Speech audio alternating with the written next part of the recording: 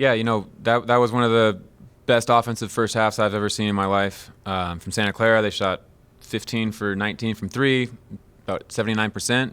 Most people couldn't do that with no defense. And, I think when you look at it, that's a heck of a barrage from three, and we got unlucky with 8 or 9 of them, but we got to control our controllables a little bit better, and we got to fix 5 or 6 of those threes. We got to fix the fact that we had 11 turnovers. Fix the fact that they had 5 offensive rebounds and we had 5 defensive rebounds or something along those lines. And I think when you look at it from that perspective, there's plenty of controllable stuff we can get better at. But this is a tough game, and the basketball gods weren't with us tonight. They were knocking down shots, but we got to come in and get our spirit right.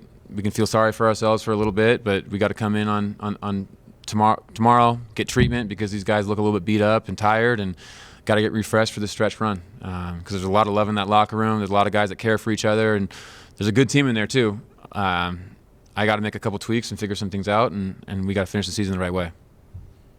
Coach, it's just 3 wins in the last 13 games now after that really hot start. Is there one thing you can pinpoint as kind of what's maybe caused things to go off the rails a little bit? Yeah. I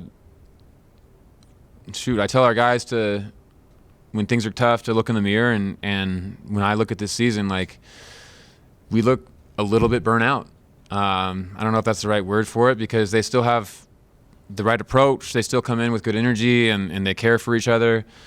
But I'm looking at some of our guys that we really rode hard in that January, February stretch, and they might have lost, or December, January stretch, and we might have lost a little steam these last 10, 13 games, and I got to learn how to find that balance better, especially when we have some lower numbers. And we've always been a program that competes and develops, and we don't take days off, and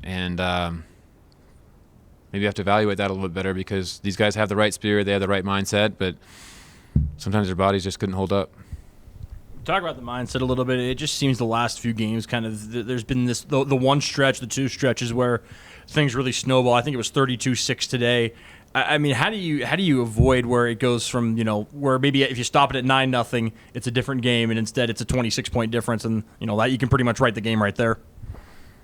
We need to have a faster level of resiliency. I think that's something that can help us. I think our guys do a great job of bouncing back, but it needs to be bouncing back when it's 9-2 and not 30, whatever you just said, 30-something to 6 or something like that. So we've got to get a little bit mentally tougher. I've got to do a better job putting our guys in positions defensively and offensively to slow down those runs, and we just got to keep chipping away. You talked about, some of the tweaks and maybe changing some things and so on. I mean, is that something you start to do tomorrow, or is that something where you have to kind of look back at the end of the season and say, okay, this is what has to change to be, so that a swoon like this or a stretch like this doesn't happen again?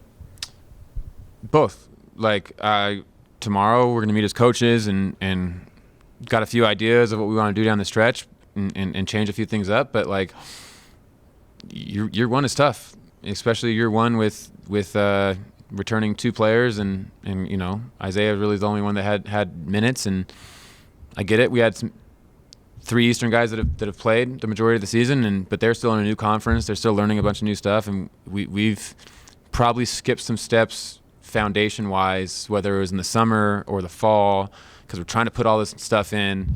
That skipping those steps might have kind of bit us in the butt down the stretch, and so there's a ton of stuff that I'll write down, and we'll write down to the staff that we can talk about here in a month. But right now we're right in the middle of it, and we have so much to fight for. We have a good team.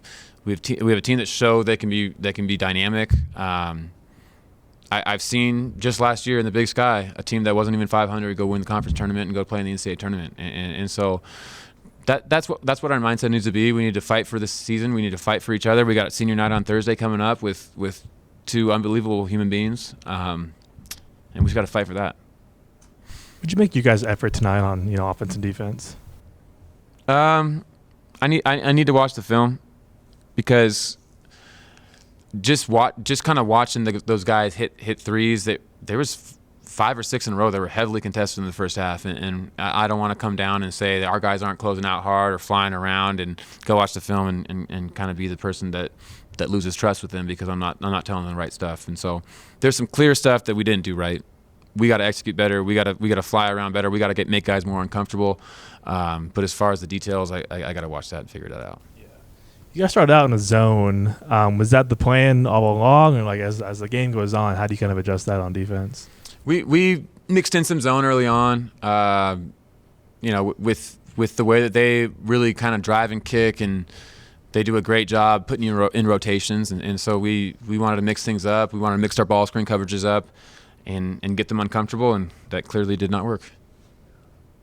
How do you guys? I mean, you've talked a lot about mental fortitude and trying your best to stay up. What is a game like this do for you guys? I know it's only 2 more games left in the regular season, but like, how is there a way to kind of stay up after this, or how do you guys do that? I mean, it's all about perspective. Like, we work really hard. We pour our lives into this. This is. It feels like life or death when you're in the middle of it. It feels every practice is competitive. These games is emotional. There's tears in the locker room. There's everything you can imagine. So it does feel like life and death. But there's a lot of people in the world going through a lot worse stuff. We do have a team that loves each other. We have a team that cares about each other, that knows we can play the right way. And so we're allowed to feel sorry for ourselves and be down here for a little bit of time. But we got a lot to live for and play for and fight for these next couple of weeks, and that's our mindset. Coach, personally for you, how tough is this stretch right now, especially with all the success you've enjoyed as a head coach in your career? It's hard to lose games. Like I just said, like we pour our lives into this, and we care deeply about the results, and we got to fight to figure this out. And if it doesn't hurt, then probably not doing things the right way. And we've experienced losses before. Like when I look back at my career, like there's been plenty of times that we've gone through hard times, and it's all about how you bounce back and handle adversity. Lastly, I know you'll talk more about them at length on Thursday, but could you just give a brief, what Ethan and Dane have meant to you personally, both here and also at Eastern? Yeah, they're. We'll start with Dane, a guy that came from Division II and really worked his tail off to change his body, change his game. Watching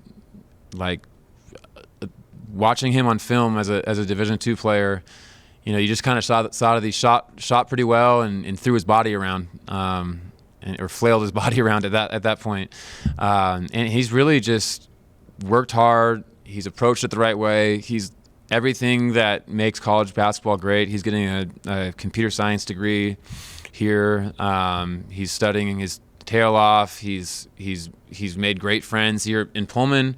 I mean, when he was at Eastern, we had a great student, the flight club out there, and it was great mainly because it was half just Dane's friend group, and he's just a personable guy. He plays his tail off. He's everything that makes college basketball great, and he's made me look like a good coach. So love Dane, and as far as Ethan goes, I've had him for 4 years, my whole career as a head coach, and just an unbelievable person, great teammate, great leader, great player. We'll see what kind of coach I am, because I've been kind of riding his coattails for 4 years, and even in these tough times, like, he's been there for us. He's stayed steady. He had a good approach today. Like, I was watching him in warm-ups yesterday for practice, and he's hurting. Like, he's going through it right now, and we'll give him a couple days off and get him reset, and I think he'll finish the season strong because it's nothing big, but like, he's fought through a lot for us, and just really grateful to be able to coach them. Both those guys, grateful to coach both those guys. Good note to leave it on. Thanks, Coach. Go Cougs.